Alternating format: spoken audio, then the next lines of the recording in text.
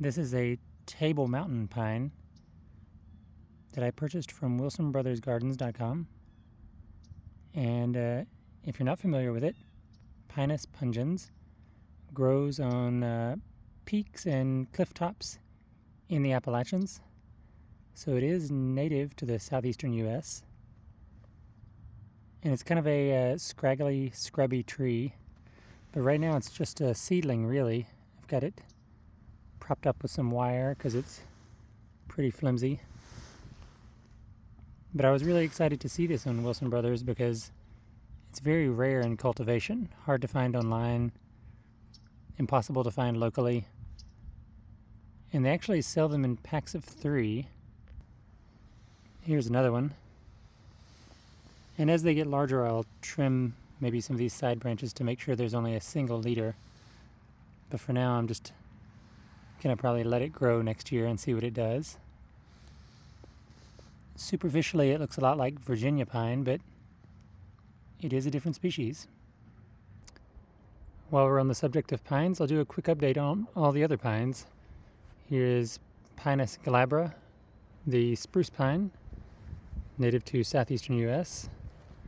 And the needles are somewhat yellowish green in color, but it's been growing consistently. I would say it's been consistently putting on 2 feet of vertical growth per year, so it's one of the faster growing pines that I have. And similar to the table mountain pine, it's very difficult to find in cultivation. I purchased this from mailordernatives.com a couple years ago when they had them. I don't think they've been back in stock since then, but keep your eyes open for spruce pine somewhere out there on the internet. And if you're growing conifers in the southeastern U.S., you definitely need to give spruce pine a try. Here's a look at that third table mountain pine that came in the 3-pack from Wilson Brothers. And it was in a smaller container, but I transplanted it into this 1-gallon pot. So it does kind of flop over at this point, but I'm sure once it's staked up and given the chance to grow in the ground, it'll be able to support its own weight. And I'll be curious to see next year how fast they grow. Here's one of my Vanderwolf pyramids, and I just wanted to show you that a lot like the eastern white pine, in the fall it does lose, I guess, needles from a year ago or a couple years ago. These just went in the ground this spring, so I think it's losing more needles now than it will in the future. And also we've kind of had a drought here, but I'm not worried about it because obviously the top of the tree looks fine and it'll push out new growth in the spring anyway. So it's kind of what someone online described as a see-through pine, in the sense that it's the foliage is not that dense, but I think as it gets larger it'll be more dense and obviously have that nice pyramidal shape, hence the name Vanderwolf pyramid. And there's no complaining about the color of the foliage. It's got the 2-tone needles, green on one side, white on the other, which gives it a nice bluish cast from a distance.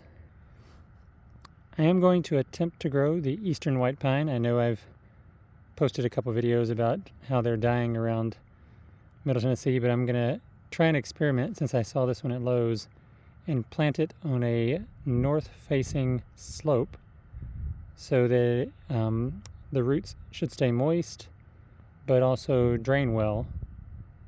And being north-facing, it's going to get a little bit of shade, so it's not going to be in direct sunlight all the time, so that may replicate some of the conditions that eastern white pine grows in naturally in the mountains of East Tennessee, where I see it growing very well in deep river valleys where they get partial shade. So kind of an experiment, and I'm not planting it anywhere that is crucial to the privacy screen, but full disclosure, I am going to try Pinus strobus. And another quick look at a different Vanderwolf pyramid. Obviously this one is much bigger than the last one I showed you, but you can see how it's been in the ground longer and it doesn't lose quite as many needles in the fall. It's more well established. So at least this one and a few others, they do well here. and Vanderwolf Pyramid is available at Lowe's usually. One more experiment I'm going to try, and this is the good old Scotch pine. Many of you will know that it's one of the pines that is most highly susceptible to pine wilt nematode. However, I have noticed several pretty large specimens around town here in the Nashville area that have not been affected by pine wilt nematode, so maybe it's not that prevalent in this area yet. I don't know. So I'm gonna, just for fun, see what happens with a Scotch pine and try that out. It just so happens that I ordered this one from thetreecenter.com before my impromptu boycott after they screwed me on the Domingo hybrid pine. So I guess this is my last delivery ever from thetreecenter.com, unless they have something too good to resist. Maybe I'm not that steadfast, but I will be pretty skeptical. I might call them and ask them. Speaking of the Domingo hybrid, I have no idea what happened to this tree. I kept it watered, and it just collapsed in the heat of late fall, I guess. Not sure what happened, but it's dead. So after all that, I don't even get to see how well the grafted Domingo hybrid will grow. So very anticlimactic. Meanwhile, the longleaf pine, Pinus palustris, did very well this growing season. Vertically, it must have done something like 2.5, maybe approaching 3 feet. And also it's got this branch here, very hard to see because it's mostly obscured by the needles, but I think you can see the silhouette of the branch there. And also, very minor problem, but it does look like the trunk has split at the top up here. Hopefully you can see that. There's 2 leaders, so I'm going to have to go in and trim one out so that it doesn't split the tree's energy. So that's interesting, but we're just gonna try to make it through another winter without any damage. I'm feeling good considering it made it through last winter. So this should be an easy winter, and hopefully it continues to grow fast next spring. The needles, in case you're wondering, are about 1 foot long, 12 inches, 30 centimeters for anybody that doesn't use inches. So extremely long needles. It lives up to its name, longleaf pine. Not that fast growing, but still very impressive. And for fast growing, nothing beats the loblolly. Here's one here, another one over there, and I didn't really water these as much this year because I wanted to slow them down a little bit, but it seems they may have still put on about 5 feet of vertical growth. So anybody out there wanting pretty much instant shade, dappled shade really, they're kind of not that dense in the foliage department, but if you want an instant large tree, loblolly pine is going to be the absolute fastest that you can grow. Drought hardiness, if that's the name of the game for you, then Virginia pine is going to be the one you want. Pinus virginiana. And I didn't water this at all this summer, and I guess it probably still put on 4 feet of vertical growth. I trimmed it a little bit to keep it from getting too lanky on some of the side branches, but watering it would be a mistake, which I did make earlier in the season. And after I stopped watering it, it looks a lot better and grows at a more normal pace.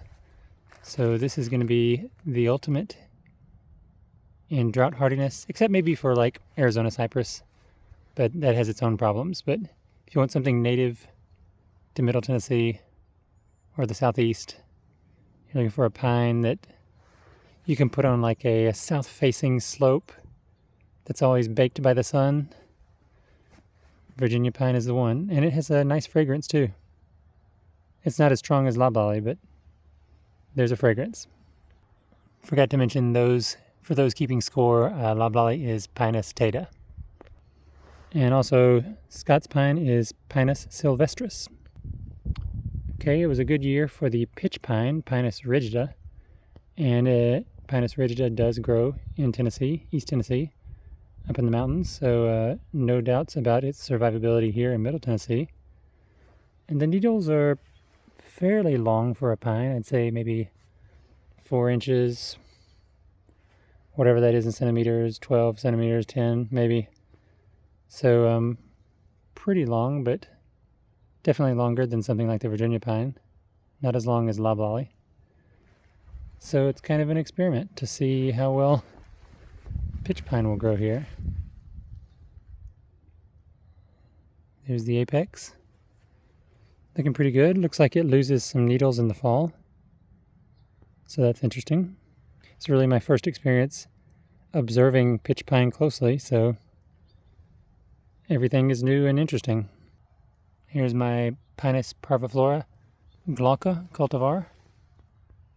And this came from coniferkingdom.com. Japanese white pine. I don't know what's going on with the leader up here. It's kind of going crazy, but the needles still look good further down. Looks like it also loses needles in the fall, like regular eastern white pine. Last but not least, the slash pine. Pinus eliadii, another southern pine. This one has fairly long needles. Must be about 5 inches or so.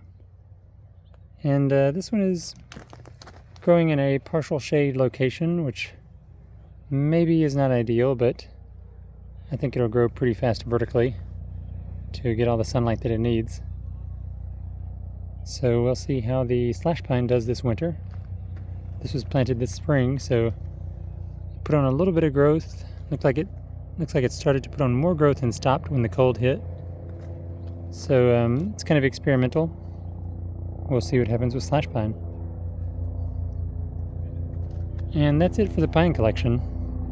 I tried to emphasize southeastern pines, considering that pine wilt nematode is still a risk around here. That's why I emphasize the southeastern pines, which are, for all intents and purposes, immune to pine wilt nematode. But as you've seen, I do have a few exceptions to the rule, just for fun. But if you're thinking about seriously growing a pine that you don't want to have to replace, I recommend making the extra effort to get one that is native to the Southeast US.